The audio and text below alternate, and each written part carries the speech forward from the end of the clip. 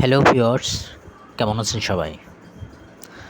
আমরা একটু যদি লক্ষ্য করি তাহলে আমাদের বাড়ির আশেপাশে এই ভেষজ উদ্ভিদটি দেখা যায়, যে উদ্ভিদটির নাম পাথরকুচি গাছ। এটির উপকারিতা অনেক বেশি। এই পাথরকুচির 2 থেকে 3টে পাতা অথবা 3 থেকে 4টি পাতা যদি রস করে আমরা প্রতিদিন সকালে খালি পেটে খেতে পারি, তাহলে আমাদের কিডনি অথবা মূত্রাশয়ের অনেক সমস্যা নিরসনে গুরুত্বপূর্ণ ভূমিকা পালন করে। এই পাথরকুচি পাতার অ্যান্টি ইনফ্ল্যামেটরি বৈশিষ্ট্য রয়েছে। এটি উচ্চ রক্তচাপ, ঘা, ক্ষত নিরাময়েও, এমনকি ডায়াবেটিস নিয়ন্ত্রণেও গুরুত্বপূর্ণ ভূমিকা পালন করে এবং শ্বাসকষ্ট ও ঠান্ডা সমস্যা দূরীকরণে